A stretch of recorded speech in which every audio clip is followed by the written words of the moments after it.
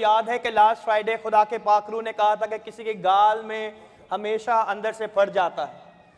कितने लोगों को याद है? जब आप खुदावन के घर में आते हैं तो इन चीज़ों को याद रखें कि खुदावन आपकी ज़िंदगी में मौजज़ात करने की कुदरत रखता है। और इन्होंने ईमान से उस कलाम को लिया और खुदावन ने इस प्यारे भाई को अपना मुंह वीडियो की तरफ करें ताकि लोग आपको देखें कि ये जो खुदा की खिदमत करते हैं, जो खुदा के घर में रहते हैं, खुदा के नाम को जलाल देने के लिए आप सब की कवरेज करते हैं। खुदावन ने इस सारी गंदी बीमारी से इन्हें कामिल तौर पर शिफा दी।